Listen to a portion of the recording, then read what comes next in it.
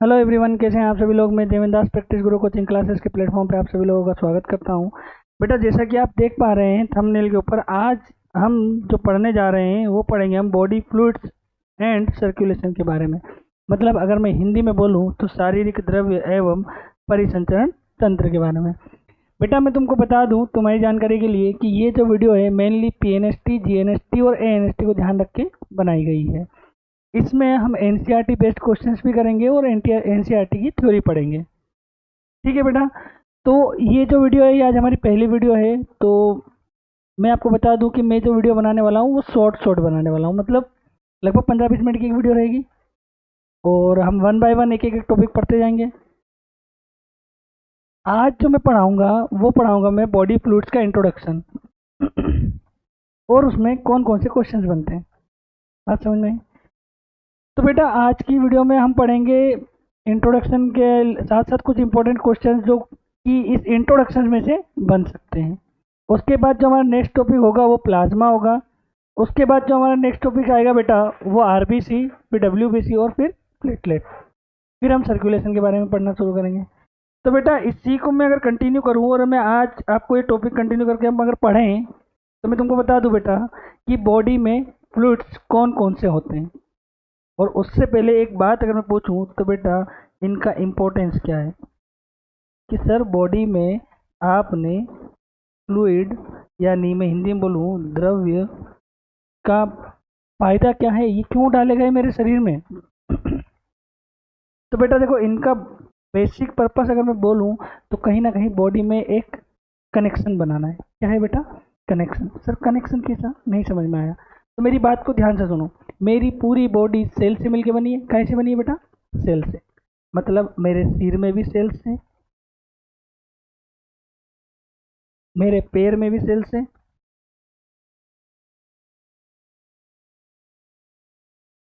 और मेरी बॉडी के बीच में भी सेल्स हैं। ठीक है बेटा। ये सेल्स अलग अलग कार्य करती है, यानी फंक्शंस करती है। इनके अलग अलग कार्य होते हैं।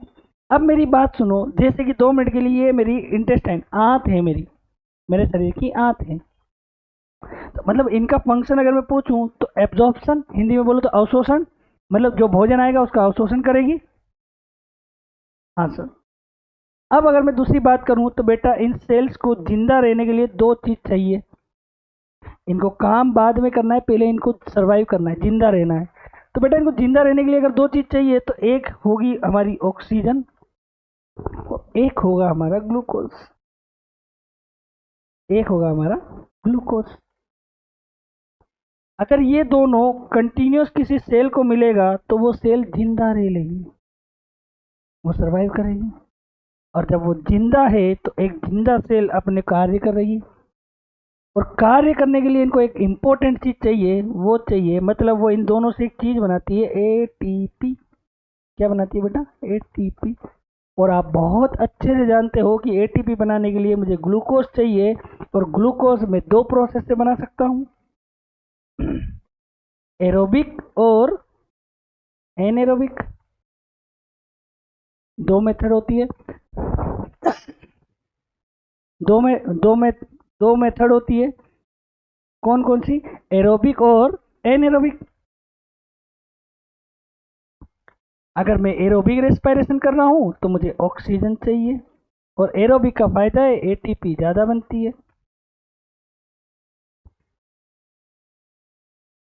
एरोबिक का फायदा है एटीपी ज़्यादा बनती है।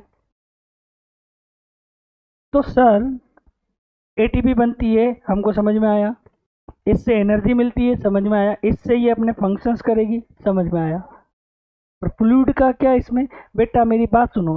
अगर ये हमारी इंटेस्टाइन यानी छोटी आंत की सेल से, तो यहाँ से फूड का एब्जॉर्प्शन होगा। ये अगर 2 मिनट के लिए मैं बनाता हूँ, ये मेरे लंग्स की सेल है। कहाँ की सेल है बेटा? लंग्स की। तो ये ऑक्सीजन को अंदर लेगी। और एक बात तुम अच्छे से जानते हो, ऑक्सीजन का ट्रांसपोर्टेशन ब्लड से होता है। फूड प्लाज्मा में एब्जॉर्ब होता है, यानी ब्लड में ही एब्जॉर्ब होता है।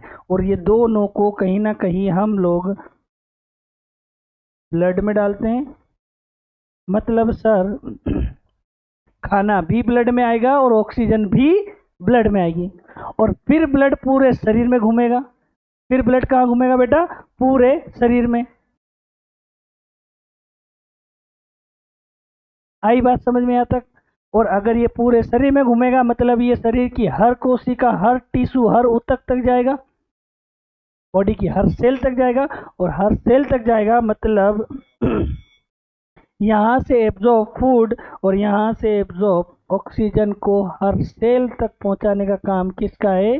तो वो है ब्लड का। और ब्लड तो हमारे शरीर का एक बॉडी फ्लूइड है।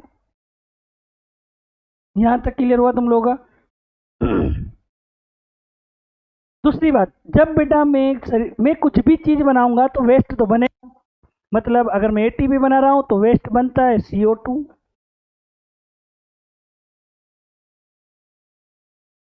मैं मेटाबॉलिज्म कर रहा हूं तो वेस्ट बनेगी अमोनिया, यूरिया, यूरिक एसिड। हाँ सर, वेस्ट बनेगा। तो इन कोशिकाओं से वेस्ट को ला के उन अंगों तक देना जहां से इनको बाहर किया जाए। मतलब वेस्ट को लाकर, इन सेलों से वेस्ट को लाकर शरीर के उन अंगों तक पहुंचाना जहां से इनको बाहर किया जाए। इस प्रोसेस को हम क्या कहेंगे? इस प्रोसेस को करने के लिए कौन हेल्पफुल है? तो वो है हमारे बॉडी के फ्लूइड्स, यानी कि बॉडी के द्रव्य, रक्त। तो सर इनका काम तो समझ में आ गया, ये डाले क्यों गए ये भी समझ में आ गया। होते कितने टाइप्स के हैं? दूसरा सवाल ये आता है, सर होते कितने टाइप्स के हैं? तो तुम ध्यान से देखो बेटा।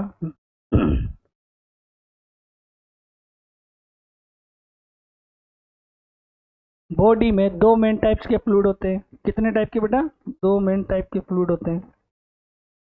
एक होता है बेटा ब्लड, हिंदी में बोलूँ तो रक्त। दूसरा होता है लिम्फ, हिंदी में बोलूँ तो लसीका। ठीक है बेटा, क्लियर हो गया यहाँ तक का? ठीक है सर। अब बेटा मैं लिम्फ को हम बाद में डिटेल में पढ़ लेंगे, उससे पहले आ जाते हैं ब्लड पे। उससे पहले कहाँ आ जाते हैं बेटा? ब्लड पे। ठीक है। अब ब्लड की अगर मैं बात करूँ बेटा, ब्लड की, तो ब्लड के ऊपर क्या क्या क्वेश्चंस बनते हैं? पहला, इसकी डेफिनेशन से, ब्लड क्या है? तो बेटा ब्लड की एक सिंपल सी डेफिनेशन है sir, blood is a fluid connective tissue. Blood क्या है सर? एक फ्लूइड कनेक्टिव टिश्यू है, हिंदी में बोलूं तरल संयोजी ऊतक है। सर फ्लूइड तो देखो बेटा, ये तो तुम भी अच्छे से जानते हो, ब्लड एक फ्लूइड लाइक कंपोनेंट है। अब कनेक्टिव, भैया इसने कनेक्शन बनाया, शरीर की हर कोशिकाओं को आपस में जोड़ा, मतलब कनेक्शन तो बना रहा है। और ब्लड ग्रुप ऑफ सेल है, बहुत सारी सेल से मिलके बना है। तो मतलब सर वो टिश्यू है, मतलब वो क्या है? टिश्यू है। बात क्लियर हुई यहाँ तक? ठीक है सर, यहाँ तक समझ में आ गया, मतलब डेफिनेशन क्लियर हुई। चलो अब ब्लड के बारे में और कुछ। सर ब्लड की डिस्कवरी किसने की? ये सर्कुलेटरी सिस्टम की डिस्कवरी किसने की? तो बेटा सर्कुलेटरी सिस्टम की डिस्कवरी किसने की? विलियम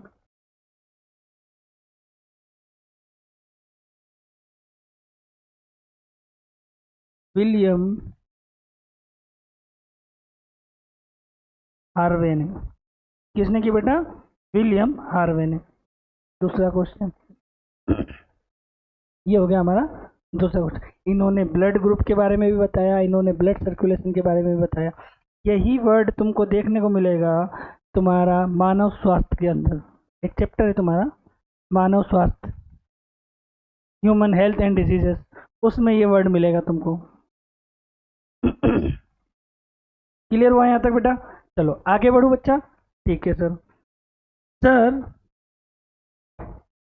ब्लड हमारे शरीर में बनता कहाँ है? हमारे शरीर में ब्लड आया कहाँ से? मतलब कहीं ना कहीं तो बन रहा होगा। हाँ बेटा, ब्लड बनता है हमारे शरीर में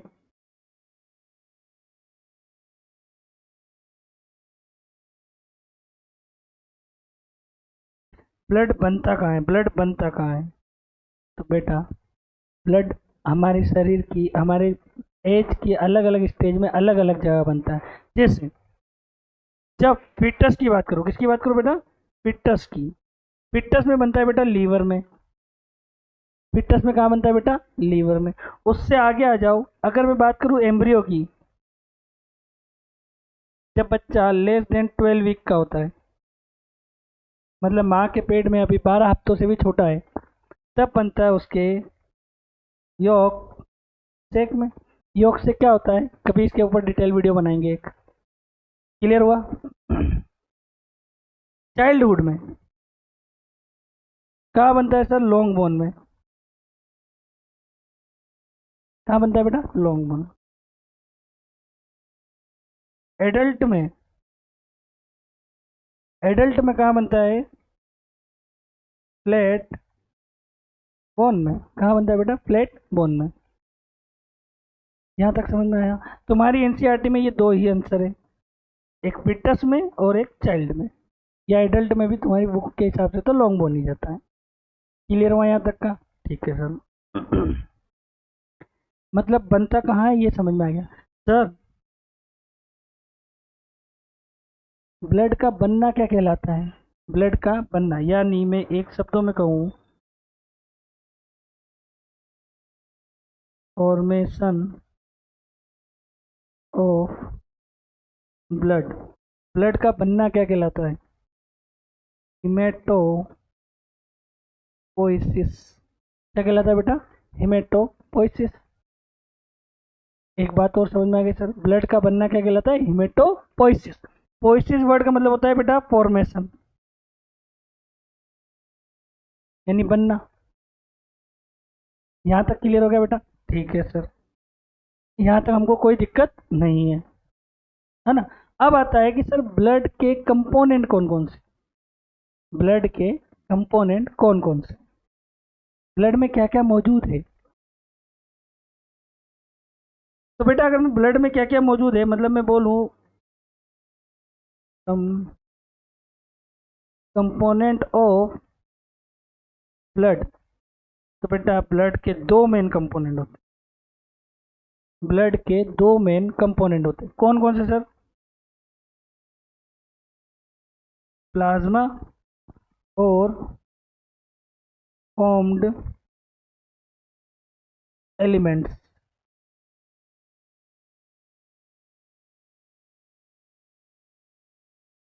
फॉर्म्ड एलिमेंट्स, हिंदी में देखो, हिंदी में प्लाज्मा को प्लाज्मा ही बोलते हैं। फॉर्म्ड एलिमेंट को बोलते हैं संगठित पदार्थ। क्या बोलते हैं बेटा? संगठित पदार्थ। अब अगर मैं बात करूं बेटा कि सर कितने कितने परसेंट होती है, तो बेटा प्लाज्मा अकेला 55% होता है। कितना होता है बेटा? 55% ओनली ब्लड में कौन होता है? प्लाज्मा। मतलब 55% भाग ब्लड का कौन बनाता है? प्लाज्मा बनाता है। यहाँ तक क्लियर हुआ? ठीक है सर। रिमेन 45% क्या होता है? तो फॉर्म्ड एलिमेंट होते हैं। क्या होते हैं बेटा? Formed element. यहाँ तक समझ में आ गया तुमको? ठीक है सर। अब मैं बात करूं अगर बेटा प्लाज्मा की, तो प्लाज्मा नेक्स्ट वीडियो होने वाली है हमारी, इसके बाद जो अगली वीडियो होगी वो प्लाज्मा ही होगी। क्लियर हुआ यहाँ तक? अब आ जाओ फॉर्म्ड एलिमेंट पे। फॉर्म्ड एलिमेंट में तीन मेन कंपोनेंट होते हैं। फॉर्म्ड एलिमेंट में कितने मेन कंपोनेंट होते हैं बेटा? तीन। सर कौन कौन से?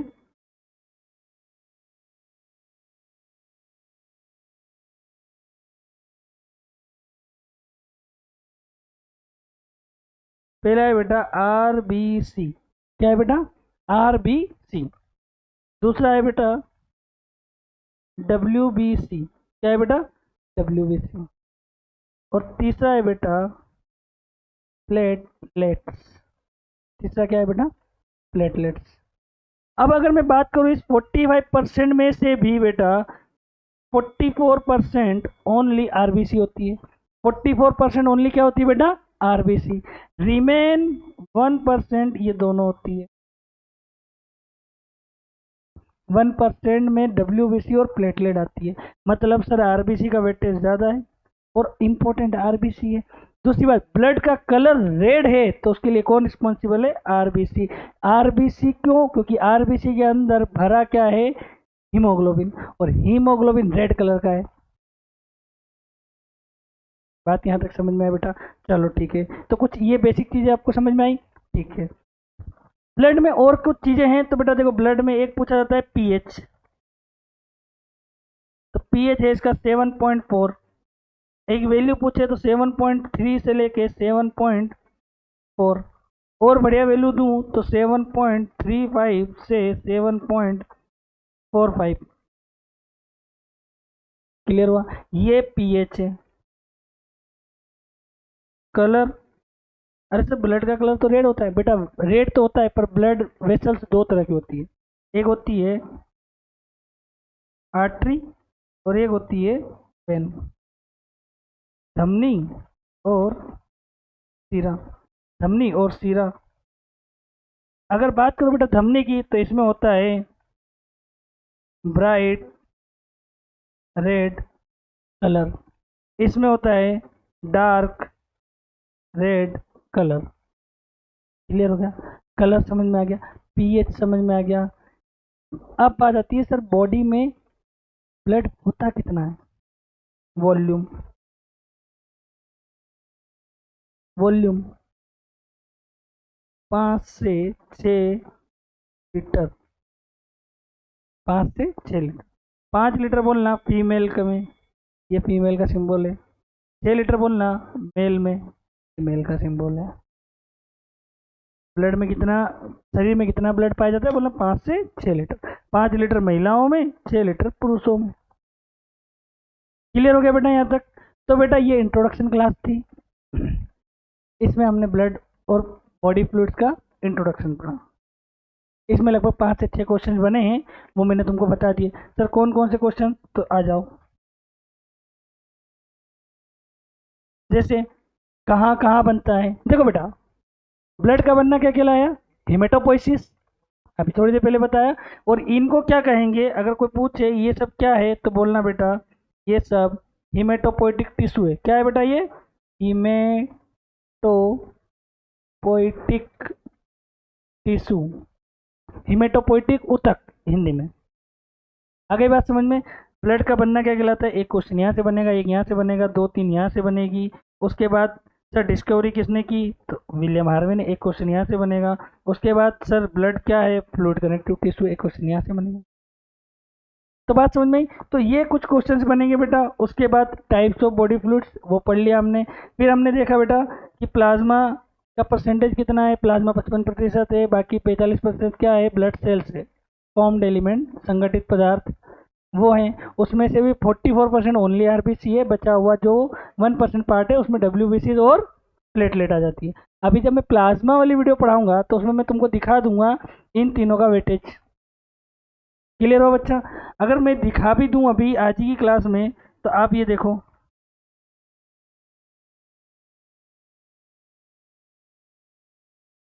ये देखो बेटा, ये जो येलो कलर की तुमको दिख रही है ये है प्लाज्मा। ये क्या है बेटा? प्लाज्मा। ये रेड कलर की जो है बेटा वो है आरबीसी। क्या है बेटा? आरबीसी। और ये 1% जो बीच में है बेटा, ये WBC plus platelet, plus platelet. बात समझ में आई यहाँ तक? मतलब देखो बेटा ये कैसे करते हैं कि अगर आपने टेस्ट ट्यूब में किसी का ब्लड लिया, उसको या तो कुछ देर के लिए रख दो आप, एक आध घंटे के लिए, या फिर सेंट्रीफ्यूगेट करने की एक मशीन आती है, सेंट्रीफ्यूगेशन मशीन, उसमें रखो उसको, बहुत तेज़ी से घूमेगी, और कुछ देर बाद जब उसको रोक के आप देखोगे तो आपको प्लाज्मा अलग दिख जाएगा, आरबीसी अलग दिख जाएगी और डब्ल्यूबीसी अलग दिख जाएगी।